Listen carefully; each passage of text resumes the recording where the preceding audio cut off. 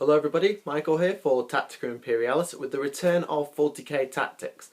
Because 7th edition is out, I have no way of doing proper 40k Tactic videos for various aspects of the game. And until I get my hands on the 7th edition rulebook, whenever that may be, I'm going to continue 40k Tactics as a character series. So how to use such and such a character, and how to pair them up with units, what to use them for, how big a game to use them in. And I think I can do this because most characters, from pretty much when they were created to now, are pretty much used in the same way. Most characters will either be used to kill stuff in melee, to kill stuff at range, to help everybody else to kill something.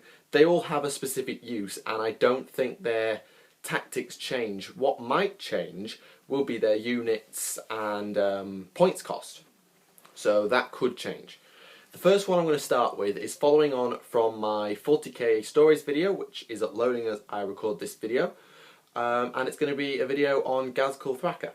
Now this video will probably go out of date pretty quickly, I have to say, because the rumour is there will be an Orc Codex, and there has been a White Dwarf leak that suggests that the next White Dwarf is hinting at a massive Orc release.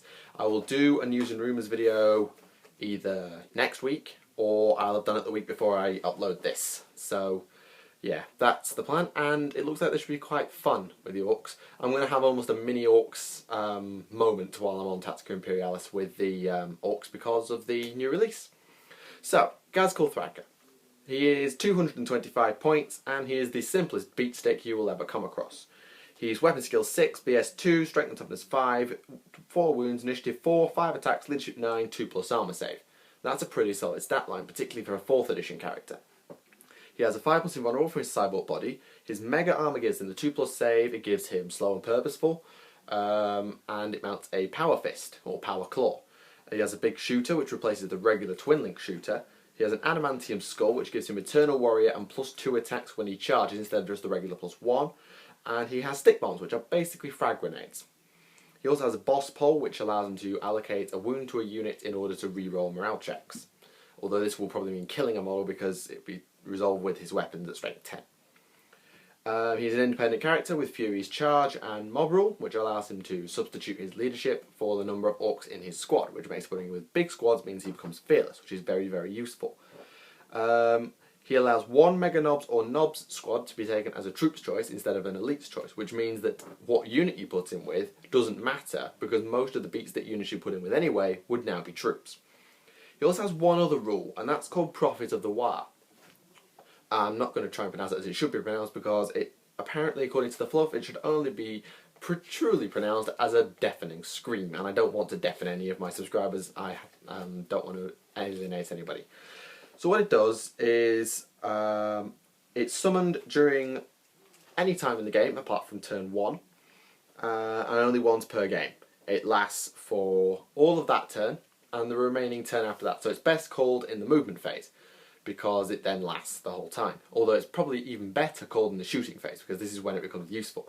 During this turn and a half, 2 turns, Ghazghkull's armor save becomes invulnerable. So he goes from having a 5+ armor to from a 2+ armor, 5+ invulnerable, to a 2+ armor, 2+ invulnerable, making him practically unkillable in that mode because he'd have to cause 4 wounds on toughness 5 and beat a 2+ save because he's immune to instant death. Furthermore, for the duration of the Waaagh, all Orc infantry units automatically count rolling as 6 for the Waaagh movement they wish to make. Now, this is where it gets problematic, particularly for me, because I'm not big on the FAQs. I wish I was. But this refers to a Waaagh rule that all Orcs have, or most Orcs have, and it allows them to gain the fleet rule for the duration of a shooting phase. Which is now useless, because fleet no longer means run and charge, it now means re-roll a charge dice, which is very problematic, because how does this then transfer to Prophet of the Waaagh, where it means they always count as rolling a 6, meaning you, in the past, would have an 18-inch hit range. Now we have the 18-inch hit range anyway because of the possible 2d6. There are 2 ways of looking at it. The way I would play it would be automatically count as running 6 inches. That's how I would play it. The other option is you could say that one of the dice is automatically a 6 on his charge. I don't know. If anybody has seen the FAQ that came out with 6th edition or can clarify it, then please let me know, although it will almost certainly be clarified in the next Orc Codex.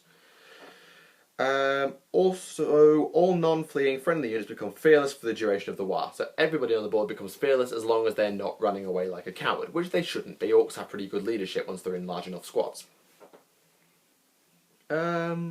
That's about it really. Note that no more than one Waaagh we call per turn, so Ghazghkull cannot combine his Waaagh with the Waaagh generated by a weird boy. This is to do with the psychic power that allows you to call a bonus Waaagh if you're lucky. Which is why it's better to call it in the shooting phase, because they can't obviously stack. So, yeah, that's Ghazghkull. Profit of the Waaagh I can't really clarify, because I haven't got the FAQs, and it's probably going to be clarified anyway. So, because I don't expect him to change that much from edition to edition, you might get a points cut and possibly get some clarification. How do we go about using Ghazghkull Thraka? Well, that's quite easy.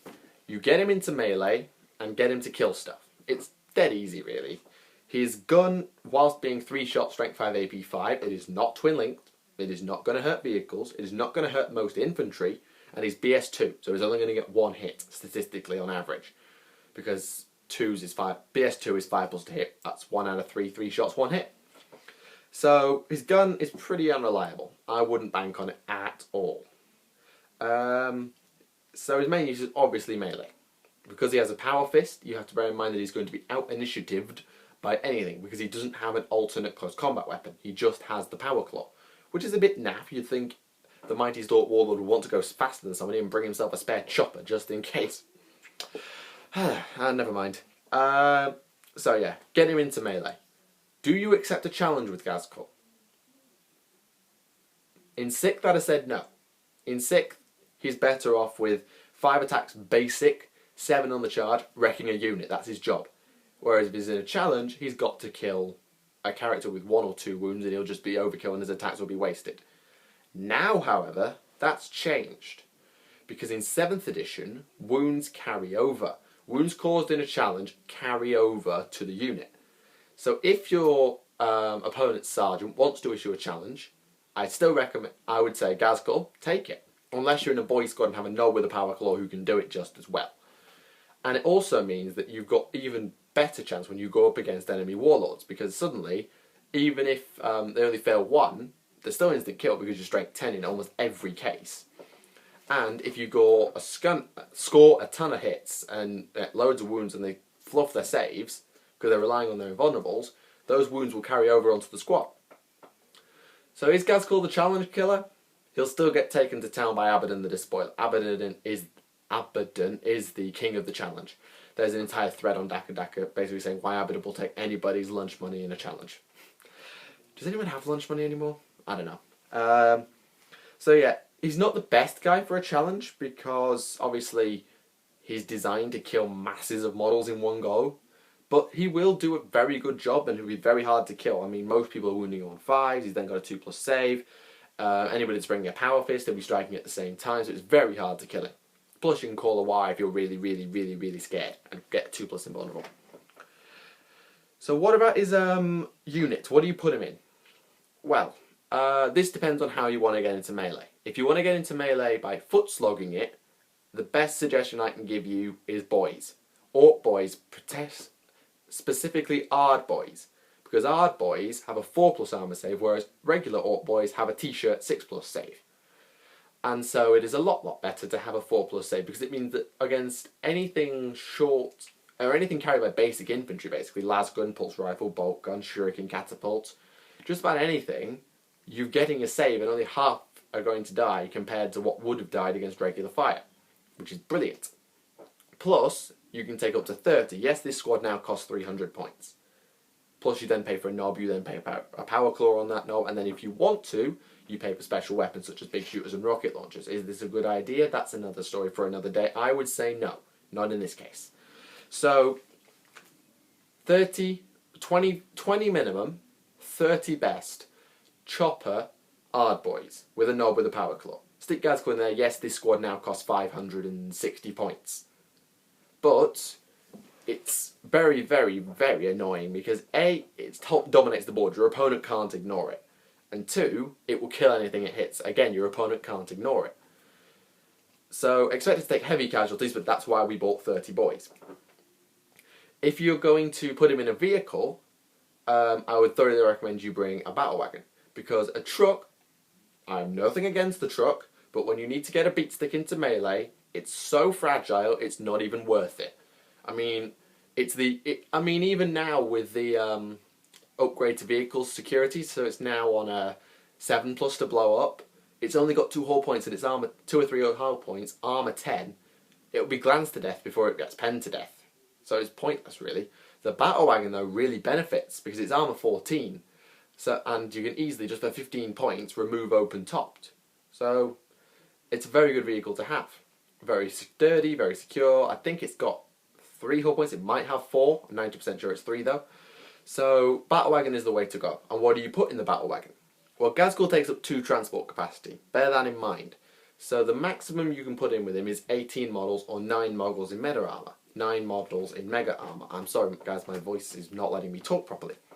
So you have 9 mega knobs as an option. This is 360 points, so it costs slightly more than your hard boys on foot, plus you're paying for the tank. They're okay. They'll give you a few nice combi weapons, such as combi scorchers and combi rockets, but that's all they'll do for you. They have the same amount of attacks as a regular knob, although they do cost less than a knob with a power claw. Because, for some reason, they cost 40 points, whereas a knob with a power claw is 45.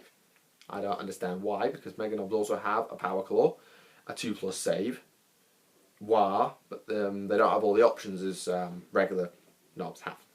So, mega knobs are okay, but they're probably one of the worst choices because, in my opinion, they're too fragile, oddly enough, for a unit with a 2+ save and 2 wounds, because anything like mass plasma will kill them.